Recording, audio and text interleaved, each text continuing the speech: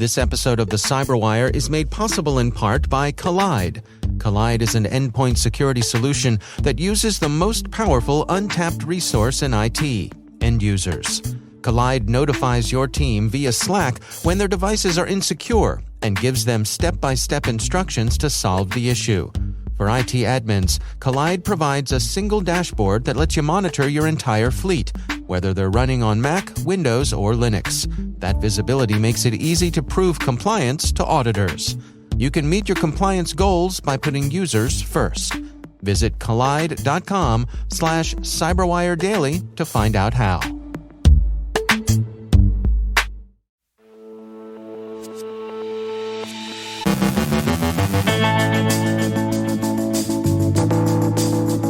Russia's Killnet is suspected in DDoS attacks on major U.S. airports. Starlink service interruptions have been reported. Bundesbahn communications network has been sabotaged in northern Germany. Germany's cybersecurity chief faces scrutiny over alleged ties to Russia. Ben Yelin on the FCC's crackdown on robocalls. Ann Johnson from Afternoon Cyber Tea speaks with Sounil Yu from JupiterOne about the importance and evolution of cyber resilience. And overworked CISOs may be a security risk, but in an encouraging counterpoint, another study shows a record of CISO success during the pandemic.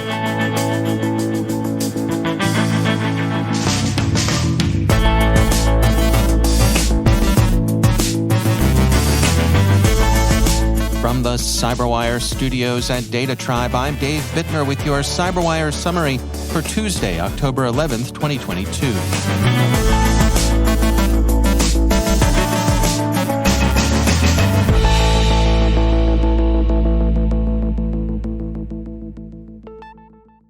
Over the long weekend, Russia's hybrid war against Ukraine saw two major developments on the ground.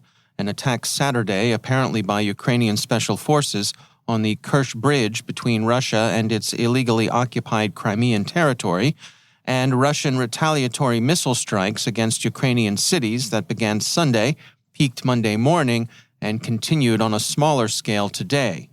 Much of the Russian effort in cyberspace has been devoted to influence operations, designed mostly for domestic spine stiffening, but some low-grade cyber operations have continued. Killnet is suspected of being behind a wave of DDoS attacks on U.S. airports. Security Week reports that airports in Atlanta, Chicago, Los Angeles, New York, Phoenix, and St. Louis were among those affected. The Register, citing researchers at CyberKnow who found Killnet's published target list of U.S. airports, says the nominally hacktivist group Killnet has claimed responsibility.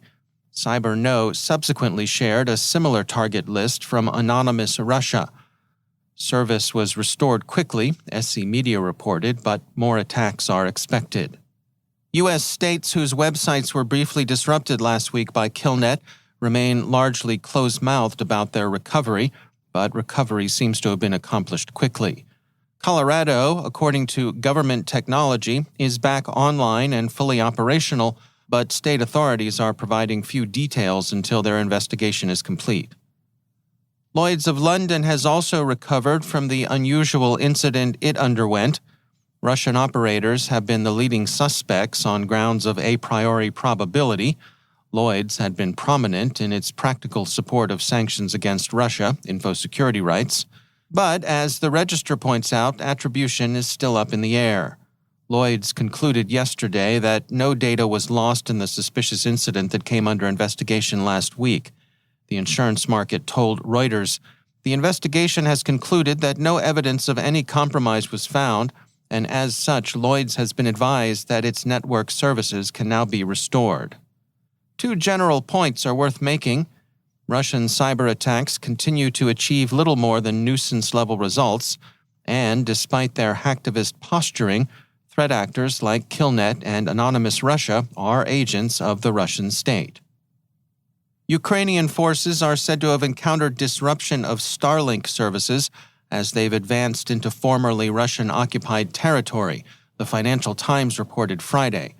No cause for the outages has been established publicly, but there's been speculation that SpaceX had interfered with service in those areas to deny them to Russian operators, but that they hadn't been able to keep up with Ukraine's advances. There's also been speculation that SpaceX might have put the brakes on Starlink as part of founder Elon Musk's recent suggestion that Russia and Ukraine might be better with a negotiated peace. His suggestions, tweeted on October 3rd, that a referendum might be the solution to the conflict was well received in Russia, very poorly received in Ukraine, generally disapproved of elsewhere, The Economist reports. For his part, Mr. Musk dismissed the Financial Times story as bad reporting, especially insofar as it overstated the services Ukraine had bought and paid for. For now, the reported outages remain under investigation. Starlink's early provision of internet connectivity to Ukraine was widely regarded as crucial to blunting Russian jamming and information operations in the theater.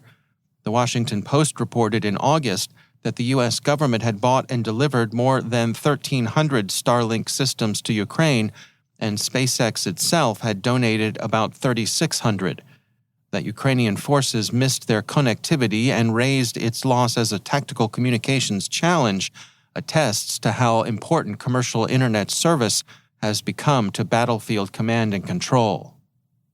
Rail travel in the north of Germany was disrupted over the weekend by sabotage that took down communications used for train control.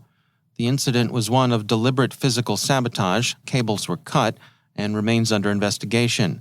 Bloomberg quotes German police as calling the sabotage targeted and professional and says that they have so far developed no clear suspects. Nonetheless, initial suspicion turned to Russia.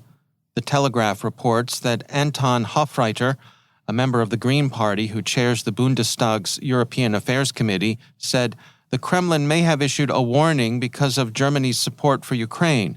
To pull this off, you have to have very precise knowledge of the railway's radio system. The question is whether we are dealing with sabotage by foreign powers. Reuters reports that Arnie Scheinbaum, president of the BSI, Germany's Federal Information Security Agency, is under scrutiny for contacts with Russia he may have developed through his participation in the Cybersecurity Council of Germany. Interior Minister Nancy Faeser is said to be seeking his dismissal. The story is still developing, but sentiment in Berlin seems to be moving in the direction of Herr Scheinbaum's replacement. Devo's annual SOC performance report was released today. The survey asked security professionals for their views on the state of the SOC. The results show that 77% of respondents believe that their SOC is essential or very important to their company's cybersecurity strategy. While most respondents considered their SOC effective, those that didn't believe that their SOC had a lack of visibility into the attack surface, as well as challenges hiring and retaining skilled employees. Cyber risk compliance, threat detection, and incident response and remediation were found to be the most prominent SOC services provided by organizations, with threat hunting and cloud-native capabilities listed as the top two services they expected to add within the next year. The role of a security information and event management system is also discussed. For respondents with organizations that utilized a SIM, threat detection, threat investigation, and incident response were among the most common services provided by the SIM. 90% of respondents rate their SIM as effective to very effective, with 25% of respondents giving it a 9 or a 10 on a 10-point scale. Surveyors also asked about the downfalls of respondents' SIM capabilities, with a lack of machine learning capabilities by far being the largest reason the system is found to be ineffective, with cost and lack of integration trailing behind. Is overwork a security risk? There's some evidence that this may well be so. Tessian released a blog today detailing the results of its study of overworked CISOs and how fatigue and burnout pose a security risk to their companies. Results found that CISOs are working significant amounts of overtime, upward of 2 extra days a week, working on average 16.5 extra hours a week. This is an increase of 11 hours over the past year. On top of that, 3/4 of CISOs report not being able to switch off from work, with 16% saying that they never switch off. The larger the company, the more overtime the CISO seems to be pulling. CISOs at companies with 10 to 99 employees work an average of 12 extra hours a week, while their counterparts at large companies with 1,000 or more employees work an extra 19 hours. But it was also found that work-life balance, despite the lower number of excess hours, is harder for CISOs at small companies. Only 20% of CISOs from small companies report being able to always switch off, while 31% of their counterparts at large companies say the same. 47% of employees report distraction as the main reason for falling for a phishing scam, with 41% citing distraction as the reason for sending an email to the wrong recipient. These incidents contribute to CISO's work time, with reference to a separate survey by Forrester, which found that security teams can spend up to 600 hours per month on threats caused by human error. Finally, however, we are pleased to end on a moderately encouraging note. Deloitte has released a study on a related topic, the relative positions CISOs have achieved in organizational hierarchy and influence. Their study, State Cybersecurity in a Heightened Risk Environment, concludes that U.S. state CISOs have gained strength and authority following their work in migration of government services and operations to the virtual landscape. Their work during COVID-19 in particular should be counted a success. It gave state agencies the ability to maintain a high level of service amidst a pandemic. So, a well done seems to be in order.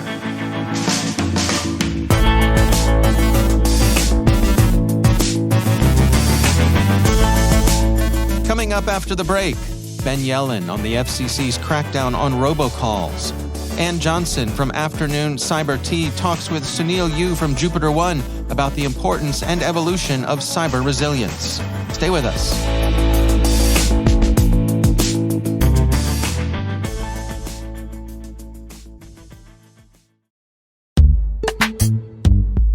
And now, a word from our sponsor, SpyCloud. SpyCloud constantly recovers and analyzes new data from the criminal underground, a realm packed with credentials, personal information, passwords, and customer information exposed in third-party data breaches, combo lists, and malware infections. With SpyCloud, you now have access to this data that historically has not been available and can take preventative efforts to defend your business against costly cyber attacks and hard-to-detect fraud that can negatively impact your bottom line and brand reputation. Visit spycloud.com/cyberwire to learn how to make recaptured data your best defense. That's spycloud.com/cyberwire. And we thank SpyCloud for sponsoring our show.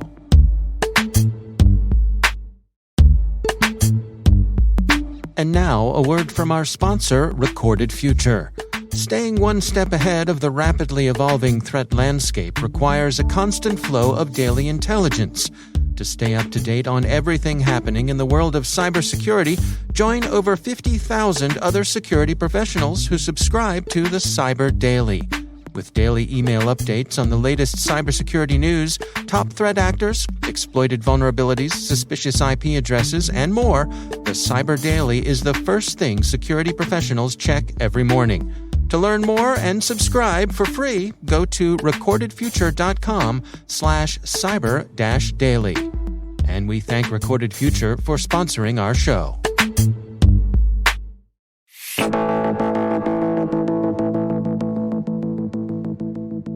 Ann Johnson is the host of Afternoon Cyber Tea, a podcast you can find right here on the CyberWire network. On a recent episode, she spoke with Sounil Yu from JupiterOne about the importance and evolution of cyber resilience. Cyber resilience is something that the security industry has been talking about for a long while. But over the last few years, the concept has evolved quite a bit. You have played a really big role in shaping the conversation on cyber resilience, and you've developed multiple frameworks that leaders use today. So, from your words, how has the conversation evolved? What are some of the paradigm shifts we are seeing in the industry? And how will that necessitate a new approach to cyber resilience? Sure. And so one of the challenges that I saw, one of the reasons why I tried to shake up the ecosystem is because I didn't see the conversation evolving as quickly as it needed to. What I saw in the market was the propensity for vendors to sell solutions that really solved all the problems. And one of the frameworks that I created was this thing called the Cyber Defense Matrix. And it's a simple mental model that helps us understand all the different things that the vendors are selling us. And it became pretty clear as I was mapping out all these different vendors that there was a massive gap in the market for solutions that help us recover against cyber attacks. And as I studied this matrix and as I tried to understand why this was the case, there was a revelation that came about in terms of why we might be missing something in that space from a timing standpoint and just our thinking standpoint. So this paradigm shift is really, as we move into this stage of recover, as we try to tackle the space around recover, just a massive gap that's in the market made it very clear that we needed to think differently about how we tackle that problem.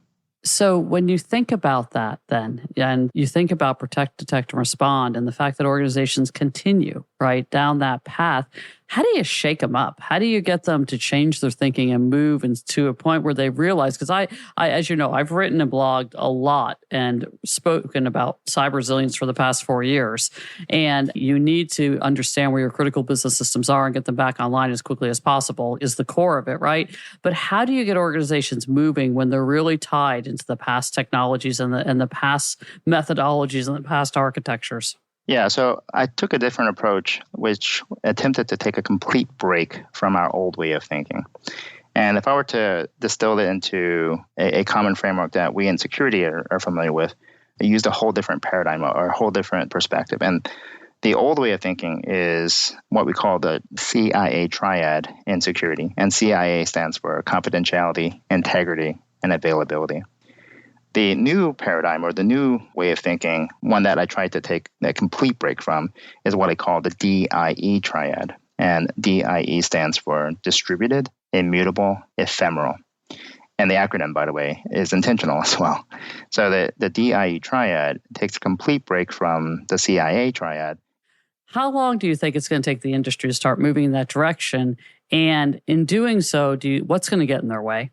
Oh, actually, so funny thing is, I think that what's going to get in the way is security people, because effectively we in security are well vested and well employed and well rewarded for doing CIA. And what I'm actually arguing is that on the other end of the spectrum, we have a situation where we are not going to be, where we lower our burden for security. And one general way that we can think about the type of resources that we oftentimes build in these environments that are on-prem is to think about those as long-lived resources that we have to care about. And one of the analogies I use is that we oftentimes build pets. And these pets are things that we have to care about. We give them a name and so on and so forth. And so because organizations build a lot of pets, we are veterinarians within our IT organizations. You can hear more of this interview and indeed the entire library of afternoon Cyber Tea podcasts right here on the CyberWire Podcast Network.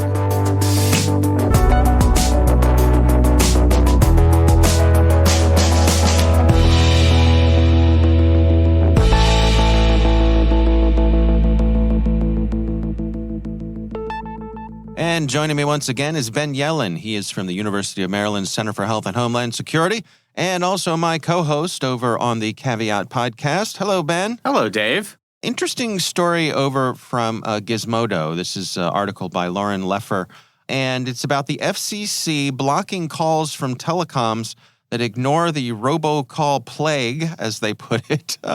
What is going on here? So we have all been there. I probably receive about 10 of these calls in a given week, maybe more. Yeah. It's your warranty is about to expire. It's an automated message. Right. Luckily, the most recent version of cell phones are pretty good at sniffing these out. I get a lot of calls from quote-unquote scam likely, right. who now I kind of want to meet someone in real life named Scam Likely. And right. I'll get extremely confused when I get an incoming call. Sounds like a character from Guys and Dolls, you know? Yeah, exactly.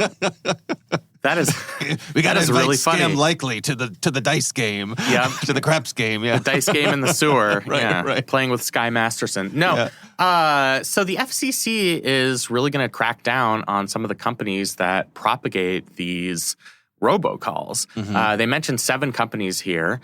I'm not going to publicly shame them, but they are listed in this article. They may have earned it. And they have received final warnings from the FCC. I think many of them have received previous warnings, and their responses have been, well, we weren't aware of the federal standards, which are called the stir-shaken standards. Yeah. Or they've said that these are innocent compliance issues. They're trying to comply with the standards, But for one reason or another, they were not able to comply. And the FCC is sending a final warning shot saying, this is no longer going to be acceptable. It doesn't matter if purposely evade the standards. It doesn't matter if you're negligent. If these robocalls continue and if you don't comply with shake and stir, which I can tell you is signature-based handling of asserted information using tokens, and STIR, Secure Technology Identity Revisited. Wow. Which are the technologies that verify if phone calls are coming from a legitimate provider. Right. If these companies don't comply with those standards, they are going to be cut off of our telephone communication system. Basically, a wall will be placed in front of every call coming from numbers belonging to these companies, and they won't make their way to me and you, the people who receive these calls. This is a major escalation on the part of the FCC. I mean, they have the authority to stop robocalls. Congress has granted them the authority. There was an effort in the mid-2000s to rid us of these burdensome robocalls, especially as cellular phones became more ubiquitous. Yeah. And I think companies were finding a way around those guidelines and those regulations. And so this is the FCC trying to keep up with the technology and say, we've now developed pretty robust standards and ways to verify that phone calls are coming from actual human beings or actual legitimate organizations. And if you, as a company propagating one of these calls, if you are not complying, then we will fully cut you off. It seems to me that this is something that most people would be supportive of. I don't think any of us like these robocalls. No. The only exception is the 7 companies listed right, here. the CEOs of the 7 companies listed. Right. Well, and I mean, this is pretty much a poison pill for those companies, right? I mean, this could be a death sentence for them. It absolutely could be. As it is, I still don't really understand how they make money in the first place, just because who would hear a automated message from somebody talking about an extended warranty and actually take action beyond hanging up the phone and expressing their disgust? Yeah. But supposedly enough people do it that it's profitable for them. So they are going to continue to do it until they're stopped.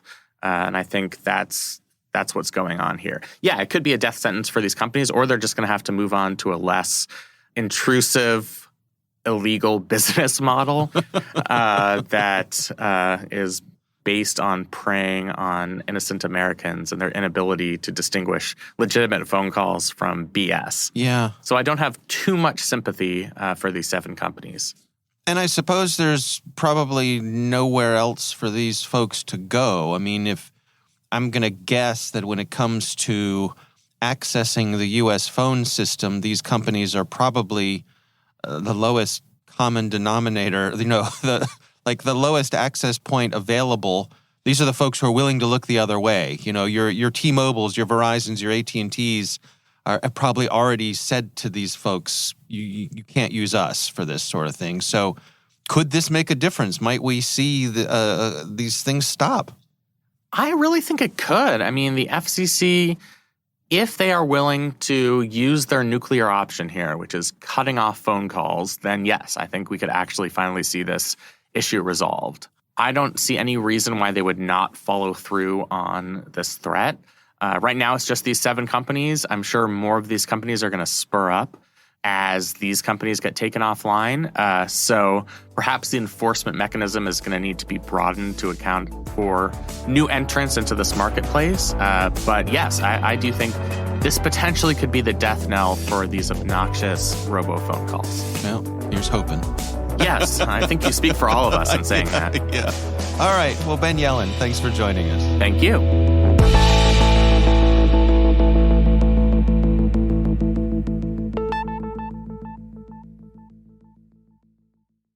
We want to thank our sponsor, Keeper Security, for helping make this episode possible. Keeper is the world's most secure password manager for organizations.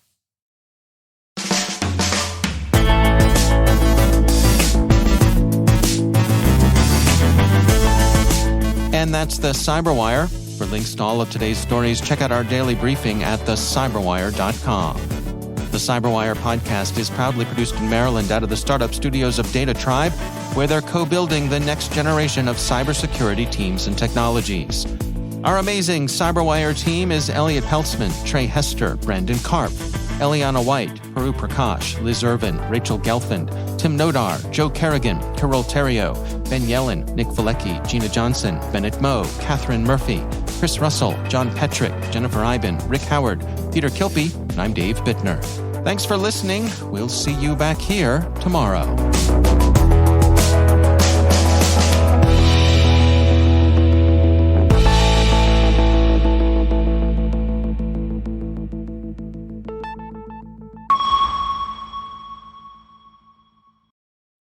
MISI, the Maryland Innovation and Security Institute, is hosting Cyber Saturday focused on industrial control systems October 15, 2022 at their headquarters facility in Columbia, Maryland.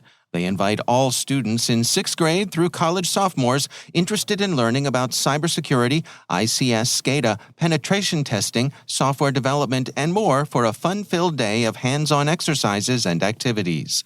Come turn out the lights on the critical infrastructure city, program a robot, capsize a boat, alter their IoT home kit, and much more. For more information, visit misiacademy.tech, and we thank Maryland Innovation and Security Institute for sponsoring our show.